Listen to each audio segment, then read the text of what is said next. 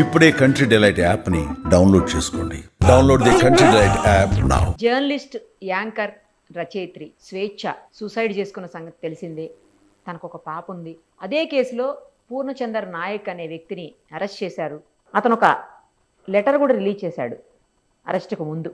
అయితే అతని మీద 2-3 సెక్షన్స్ కింద కేసు నమోదైంది.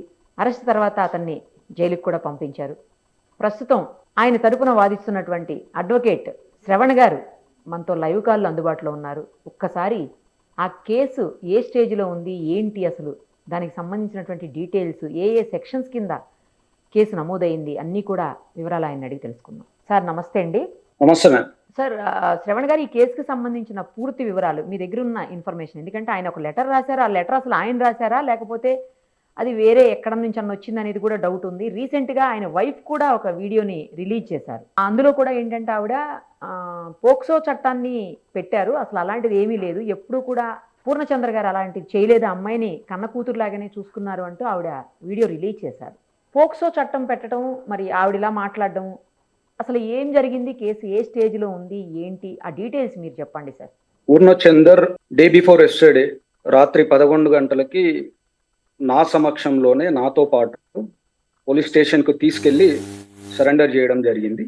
ఆయన ఎప్పుడైతే సరెండర్ ప్రతిపాదన తీసుకొచ్చినప్పుడు కోర్టులో సరెండర్ చేద్దామని అనుకున్నప్పుడు వాళ్ళ ఫ్యామిలీ మెంబర్స్ అందరినీ టాస్క్ ఫోర్స్ పోలీస్ వాళ్ళు వాళ్ళ ఆఫీస్లో ఉంచి పూర్ణచందర్ పోలీస్ స్టేషన్కి వస్తే, అంటే పోలీస్ స్టేషన్కి కూడా కాదు, టాస్క్ ఫోర్స్ వాళ్ళ ఫ్యామిలీ మెంబర్స్ ఎక్కడైతే ఉన్నారో అక్కడికి వస్తే మిమ్మల్ని విడిచిపెడతాము అని చెప్పి పొద్దున తీసుకెళ్ళి దాదాపు సాయంత్రము 7-8 వరకు కూడా అక్కడే ఉంచేసరికి పూర్ణచందర్ తన ఒక ప్రతిపాదన తీసుకొచ్చి తన ఫ్యామిలీ మెంబర్స్ ఖచ్చితంగా రిలీజ్ అవ్వాలి, నేను ఇన్నోసెంట్ అనేది మేబీ కోర్టులో తేల్చుకోవచ్చు, కానీ కాకపోతే నా కుటుంబ సభ్యులు మంచి స్థానంలో ఉన్నారు, అందరు చదువుకున్న వాళ్ళు, వాళ్ళ రిప్యుటేషన్ దెబ్బతినే అవకాశం ఉంది, నేను సరెండర్ అవుతాను అన్నప్పుడు కోర్టు ముందు సరెండర్ అవుదు అని చెప్పినప్పుడు అవసరం లేదు, వెంటనే ఇమీడియట్గా మా కుటుంబ సభ్యులను రిలీజ్ చేయాల్సింది టాస్క్ ఫోర్స్ వాళ్ళే కాబట్టి నేను వాళ్ళ ముందే సరెండర్ అవుతా అని అన్నప్పుడు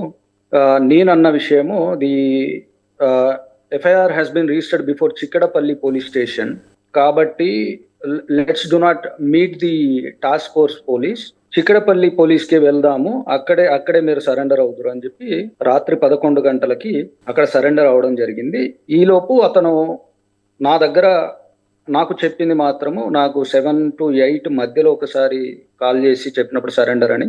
ఈ లోపు నేను కొన్ని నిజాలు మాత్రం మీడియాకు తెలియజేయాల్సింది ఉన్నది, నాకు 1 గంట నుంచి 2 గంటల సమయం ఇవ్వండి, నేను మళ్ళీ 9-9:30 వరకు మీకు అందుబాటులోకి వస్తా, నేను మాత్రం వస్తున్నా, మీరు కూడా రండి అని చెప్పి అన్న తర్వాత 11 గంటలకి ఆ లెటర్ నేను ఆయన సరెండర్ అయిన తర్వాత ఆ లెటర్ చూడాల్సి వచ్చింది. ఆ లెటర్ లో ఉన్నది ఆయన నాకు ఇచ్చిన ఇన్స్ట్రక్షన్స్, అంటే జనరల్ గా clients provide some instructions to obtain bail, even to file the bail petition. Bail petition file చేయాలన్నా ఏదైనా వాళ్ళ ఇన్స్ట్రక్షన్స్ ఉండాల్సిందే. As part of those instructions they are very similar to the letter he has released. ఆయన release చేసిన లెటర్లో ఉన్నవి మాత్రము నాకు చెప్పాడు. ఆ చెప్పిన తర్వాత ఆయన సరెండర్ అయిన తర్వాత నేను చూస్తే ఆ లెటర్లో అవే ఉన్నాయి. నిజాలు అబద్ధాలు అవన్నీ కోర్టు తేలుస్తుంది, కానీ తను నాతో మాట్లాడింది, తను ఇన్స్ట్రక్షన్స్ ఇచ్చింది మాత్రము స్పష్టంగా నాకు కొన్ని ఫోటోగ్రాఫ్స్ అవి చూపెట్టినప్పుడు it is a long lasting relation, it is not an all of sudden relation, and also ఒక 6 నెలలకు 3 నెలలకి సంవత్సరం లోపుగా ఉన్న రిలేషన్ కాదు. ఇది నా వ్యక్తిగత అభిప్రాయం. నేను చూసినంత మట్టుకు అదొక ఫాల్స్ ప్రామిస్ ద్వారా నడిచిన లివ్ ఇన్ రిలేషన్ అని ఏ కోశాన కూడా నాకు అనిపించలేదు, నా వ్యక్తిగత అభిప్రాయం మాత్రమే.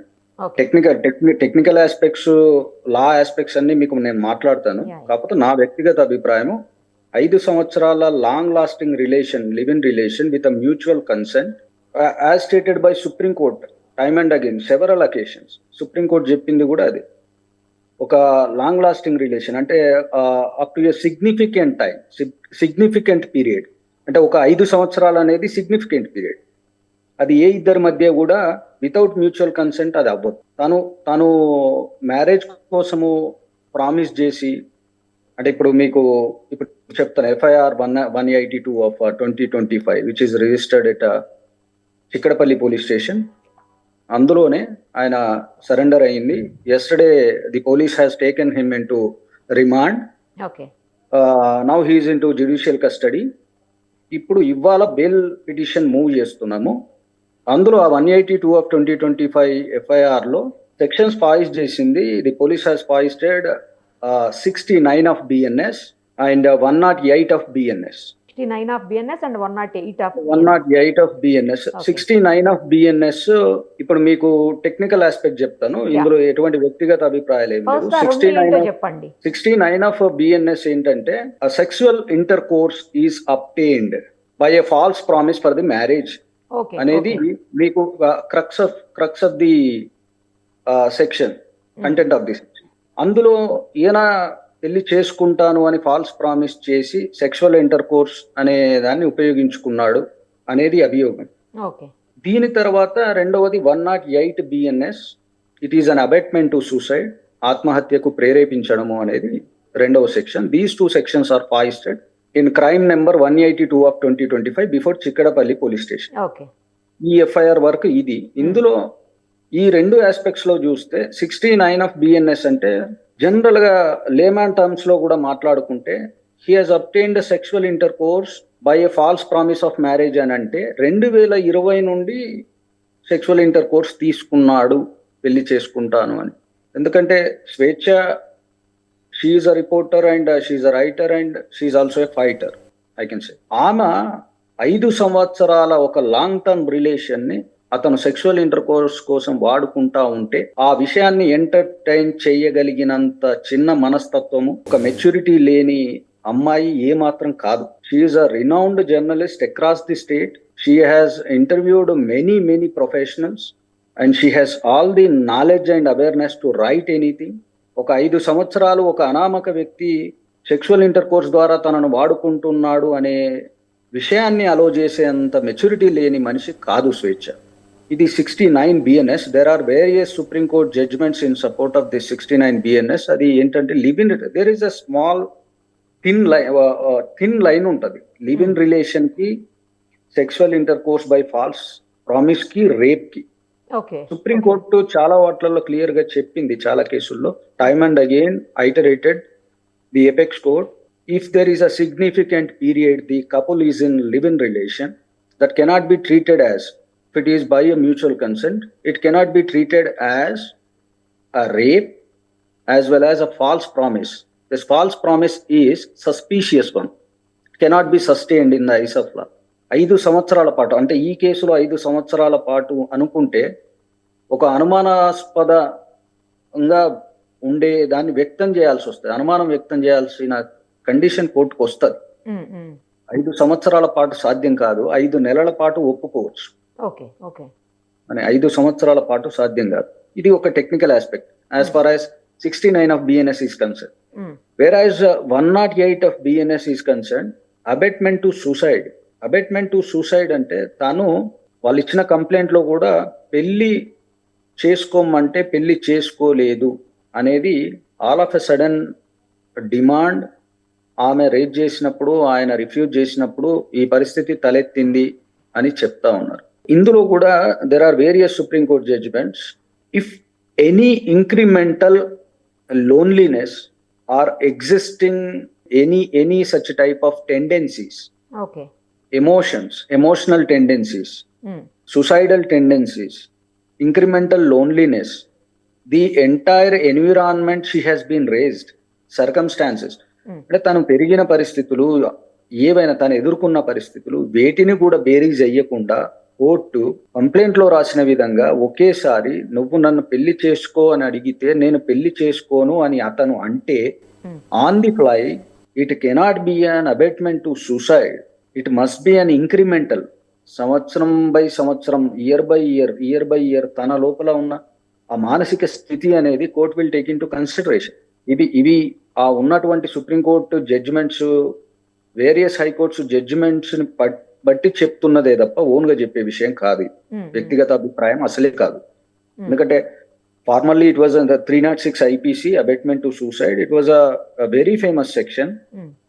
there are various citations, there are various opinions by Supreme Court at various conditions. Okay. చాలా సందర్భాల్లో సుప్రీంకోర్టు చాలాసార్లు చెప్పింది ఏ ఏ ఏ పరిస్థితులు మాత్రమే అట్రాక్ట్ అవుతాయని చెప్పింది. This is with respect to 108 BNS now, which is the replacement of 306 IPC formal.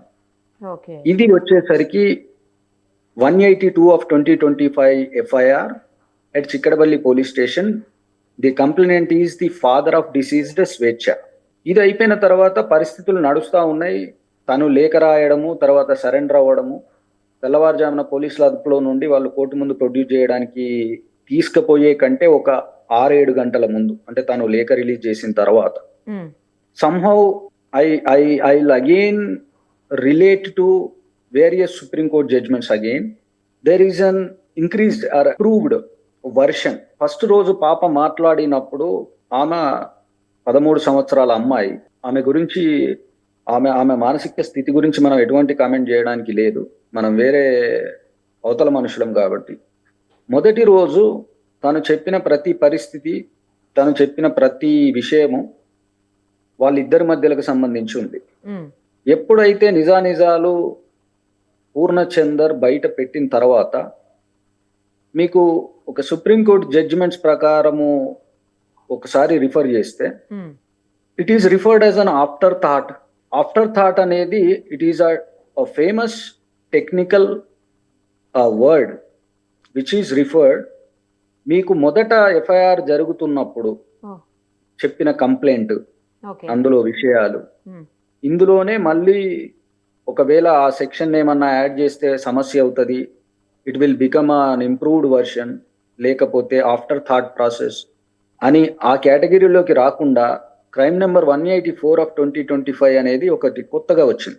ఆ అమ్మాయి ఆల్ ఆఫ్ సడన్ ఫాదర్ లాగా ఉన్న మనిషిని బ్యాడ్ టచ్ చేసేవాడు, నన్ను మా అమ్మ ముందు కూడా కూర్చొనిచ్చేవాడు కాదు అని పక్కాగా ఒక టెక్నికల్ టర్మ్స్ లో వాటిని ఎక్స్ప్లెయిన్ చేసింది మీడియా ముందు. So somehow it can be referred as an after thought. 2 days తర్వాత తను అంత టెక్నికల్ గా స్పెషల్ గా, సరే బయట వాదనలు వేరే ఉండొచ్చు, మీడియా ముందు వాదనలు వేరే రకంగా ఉండొచ్చు, అమ్మాయి భయపడి ఉండొచ్చు కదా. నాకు ఒక నా వ్యక్తిగత అభిప్రాయము, I have observed, I have come across, I have noticed many single mothers throughout my life. నేను నా చిన్నప్పటి నుంచి ఎంతో మంది సింగిల్ మదర్స్ ని నేను అబ్జర్వ్ చేశాను. They are 2 to 3 times powerful than a regular mother. అంటే వాళ్ళ పిల్లల విషయంలో ఎవరైనా అసభ్యంగా ప్రవర్తిస్తే, ముఖ్యంగా ఆడపిల్లల విషయంలో ఎవరైనా అసభ్యంగా ప్రవర్తిస్తే వెంటనే ఇమ్మీడియట్ గా అలర్ట్ అయ్యే మొదటి వ్యక్తి సింగిల్ మదర్. మీకు రెగ్యులర్ మదర్స్ ఫాదర్ తోడు ఉంటుంది, లేకపోతే రిలేటివ్స్ తోడు ఉంటారు, ఏదో ఒకటి సమస్య వస్తే తన దాకా వచ్చేవారు కొంచెం లేట్ అవ్వచ్చు, కానీ సింగిల్ మదర్ పర్యవేక్షణలో అత్యంత పగడ్బందీగా నడుస్తుంది అమ్మాయిల విషయం. నేను క్లోజ్ గా, basically single mothers are the fighters, అట్లా ఉంటది పరిస్థితి. తను స్వేచ్ఛ చనిపోయిన ఈ జర్నలిస్ట్ ఏ ఒక్క రోజు కూడా ఎందుకు ఆమె ఉపేక్షించింది, ఎన్ని నెలలు ఉపేక్షించింది, ఎన్ని సంవత్సరాలు ఉపేక్షించింది, ఇది నిజంగా జరిగిందా? అదే ఎందుకంటే ఇప్పుడు వాళ్ళ భార్య బయటికి వచ్చి విషయం చెప్పడంలో కూడా ఒక అర్థం ఉన్నది అనిపిస్తున్నది నాకు. అంటే స్వేచ్ఛకి పూర్ణకి మధ్యలో జరిగిన విషయాలు కోర్టు తేలుస్తాయి, కానీ ఈ అమ్మాయి ఎవరి ప్రోద్బలంతోటైనా వచ్చి ఆ విషయం చెప్తే గనక అది అత్యంత దురదృష్టకరమైన విషయం. ఎందుకంటే తండ్రి కూతుళ్ళ మధ్య బంధాలు కూడా అనుమానాస్పదంగా కనిపించే రోజులు వస్తాయేమో అనిపిస్తుంది. ఎందుకంటే తను చేయలేదు అనేది, ఎందుకంటే చాలా ఫోటోగ్రాఫ్స్ నేను చూసిన, వీళ్ళ పిల్లలతో పాటు ఈయనకు ఒక ఆడపిల్ల ఉన్నది, ఆడపిల్లతో పాటు అంటే ఇతనేమి ఆమెను కన్న తండ్రి కాదు కదండి, తండ్రే కాదు అసలు ఆ మాటకు వస్తే, కన్న తండ్రి కాదు, తండ్రే కాదు. కాబట్టి ఈయన ఆ విధంగా ప్రవర్తిస్తే మాత్రం స్వేచ్ఛ ఊరుకుందా, అటువంటి మనిషినే మళ్ళీ మళ్ళీ ఎందుకు కోరుకుంది అనేది అది ఇంకా కోర్టులు నిర్ణయిస్తే అన్ని. అంతకు మించి కామెంట్ చేయడానికి ఏది కూడా ఈవెన్ నాలాంటి వాళ్ళకి కూడా హక్కు ఉండదు. కానీ ఒక విస్తుపోయే అంశం అదొకటి మాత్రం. ఒక స్వేచ్ఛకి ఆయనకి మధ్యలో జరిగిన వాటిల్లో వీళ్ళు పెట్టిన సెక్షన్లకి మేము ఆయన తరపున ఉన్న నిజాలన్నీ కోర్టుకు చెప్పాల్సి ఉంటుంది, బెయిల్ ట్రయల్ అన్ని ఫేస్ చేయాల్సి ఉంటుంది. కానీ ఈలోపు ఈ అమ్మాయి వచ్చి ఈ విధంగా చెప్పడం అనేది, అందుకే వాళ్ళ భార్య మేబీ మీడియా ముందుకు వచ్చి చెప్పింది, అందుకే అయ్యి ఉండొచ్చు. అవును, ఆవిడ కూడా మాట్లాడారు ఈరోజు మీడియాలో, అంటే ఒక వీడియో రిలీజ్ చేశారు ఆవిడ. వీడియో రిలీజ్ చేసి అనుకుంటున్నా, అందుకే మాట్లాడాను. ఎందుకంటే ఆమెకి మాట్లాడాలని ఉన్నట్టుగా ఆ వీడియోలో ఏం అనిపించట్లేదు. కాకపోతే ఆ పరిస్థితిని తట్టుకోలేక మాత్రం తను చాలా నర్వస్ స్టేజ్లో ఉండి కూడా మాట్లాడింది. కానీ నాకు ఇక్కడ ఒక విషయం అర్థం కానిది ఏంటంటే, ఆయనకు ఆల్రెడీ పెళ్ళయింది, భార్య ఉంది, 2 పిల్లలు ఉన్నారు. ఆవిడే చెప్తున్నారు నాకు ఒక కొడుకు కూతురు ఉన్నారని చెప్తున్నారు ఆ వీడియోలో. కొడుకు కూతురు ఉన్నారు, ఒక ఫ్యామిలీ ఉన్నప్పుడు అసలు ఇంకొక మహిళతోటి ఎలా, నాకు అర్థం కావట్లేదు. ఎందుకు రిలేషన్ పెట్టుకోవాల్సి వచ్చింది అసలు అతను ఆ సైడ్ నుంచి అది తప్పే కదా. ఇటు ఫ్యామిలీకి కూడా అన్యాయం చేశాడు కదా, అతని ఫ్యామిలీకి కూడా అన్యాయం చేశాడుగా. ఇప్పుడు ఒకటి, నేను ఈ విషయం మాట్లాడొచ్చా లేదా నాకు తెలియదు, ఎందుకంటే టెక్నికల్ ఆస్పెక్ట్స్ మాత్రమే మాట్లాడాలి. అదేలేండి. ఒకటి నా వ్యక్తిగత అభిప్రాయం మాత్రము, లివ్ ఇన్ రిలేషన్ అయినా మ్యారేజ్ అయినా ఏదైనా జరిగిన సంఘటనలో స్వేచ్ఛ 2 డైవర్స్లు అయిపోయిన తర్వాత, పూర్ణ తనకు ఫ్యామిలీ ఉన్న తర్వాత ఒకరు ఇంకొకరిని వాళ్ళ జీవితాల్లోకి ఆహ్వానించుకోవడం అనేది ఇద్దరు చేసిన తప్పు అనేది నా వ్యక్తిగత అభిప్రాయం మాత్రమే. వాళ్ళు లివ్ ఇన్ రిలేషన్ లోకి ఎందుకు వచ్చారు, తర్వాత జరిగిన సంఘటనల మీద నేను నిజానిజాలు కోర్టుకు చెప్పడం అనేది లాయర్ గా నా బాధ్యత. కానీ నా వ్యక్తిగత అభిప్రాయం మాత్రమే, వాళ్ళిద్దరూ ఒకరినొకరు వాళ్ళ జీవితాల్లోకి ఆహ్వానించుకోవడం ద్వారా వాళ్ళ కుటుంబాల్లో ఒక కొత్త ఇబ్బందిని తీసుకొచ్చినారు. అదొకటి మాత్రమే. 100%. అటు ఆమెకి ఇబ్బంది అయింది, ఇటు ఇప్పుడు ఈమె ఫ్యామిలీకి కూడా. స్వప్న గారు కూడా అదే చెప్తుంది, ఆమె ఫ్యామిలీకి ఇబ్బంది అయినటువంటి పరిస్థితి. అది నా వ్యక్తిగత అభిప్రాయము. వన్స్ ఒకసారి పోలీసు వాళ్ళు పెట్టిన ఎఫ్ఐఆర్ లో మాత్రం 69 బిఎన్ఎస్ 108 బిఎన్ఎస్ గానీ, పోక్సో యాక్ట్ గానీ. పోక్సో యాక్ట్ కూడా ఉందా అండి, పెట్టారా? పోక్సో యాక్ట్ అనేది ఈ సపరేట్ ఎఫ్ఐఆర్ 184 ఆఫ్ 2025 ద్వారా పోక్సో యాక్ట్ పెట్టినారు. Complainant is Aranya, who is the daughter of Swechha. Okay. ఆమె ఇంక్రిమెంటల్ లేకపోతే improved version or else afterthought process అనేది ఎందుకు వచ్చిందనేది అది కోర్టులో నిజాలు తెలుస్తాయి. కాబట్టి ఇది నా దగ్గర ఉన్న సమాచారం ఇంతవరకు అయితే. ఓకే, ఇప్పుడైతే అతను జ్యుడిషియల్ రిమాండ్ లో ఉన్నాడా అండి పూర్ణచంద్ర? జ్యుడిషియల్ కస్టడీలో ఉన్నారు, బెయిల్ వేస్తున్నాము. ఆ సెక్షన్స్ ఏ విధంగా అట్రాక్ట్ అవ్వవు అనేది మాత్రం కోర్టుకు వివరించడం జరుగుతుంది. ఓకే. ఆయన ఎలా చూసుకున్నాడు, ఆయన ఏం చేశాడు, ఈ 5 years లో ఏం జరిగింది అనేది, it will not be an emotional thing, it is as per the technical procedure. Okay. Actually 2020 నుంచి ఇద్దరి మధ్యన రిలేషన్ పరిచయం అని చెప్తున్నారు, అది కరెక్టేనా అండి? మీకు కూడా అదే చెప్పాడు అతను? అవును చెప్పాడు, 2020. సో 5 years నుంచి రిలేషన్ ఉంది ఇద్దరి మధ్యన అయితే. In fact he knows her since 2009 నుంచి తెలుసని రాశాడు. where both were colleagues in Teen News Channel. ఓహో. ఓకే. వాళ్ళిద్దరు కొలీగ్స్, అక్కడ నుంచి స్నేహితులుగా పరిచయము. 2017 వరకు ఆమె డైవర్స్ అయిపోయినాక డిప్రెషన్ లో ఉంటే 2020 నుండి ఈయన రిలేషన్ లోకి వెళ్ళిన అనేది ఆయన లేఖ సారాంశం. అవునవును, సేమ్ మీకు ఆ లెటర్ లో ఏమైతే రాశారో సేమ్ అదే చెప్పారండి మీకు కూడాను? ఇంకేమన్నా ఎక్స్ట్రా ఇన్ఫర్మేషన్ ఏమన్నా ఉందా మీకు చెప్పింది? ఏమీ లేదు, లేఖలో ఏం చెప్పారో అదే ఉంది. వాళ్ళ ఫాదర్ అంతకు ముందు రోజు వచ్చి కూడా ఏం మాట్లాడారు అనేది లేఖలో ఏం రాశాడో నాకు అదే చెప్పాడు, అంతే. I'm going to submit before court the same thing, ఏమేమైతే జరిగినాయో అవే చెప్పు. అదండి, ఆల్మోస్ట్ కోర్టు వరకు వెళ్ళిపోయింది కాబట్టి మనం కూడా ఇంతకు మించి ఏం కామెంట్ చేయలేము. చూద్దామండి ఏం జరుగుతుంది అనేది, court will decide. Okay, thank you అండి, thank you so much. Suman టీవీలో మీ పర్సనల్ అండ్ బిజినెస్ ప్రమోషన్స్ కోసం కింది నెంబర్కి కాంటాక్ట్ చేయండి.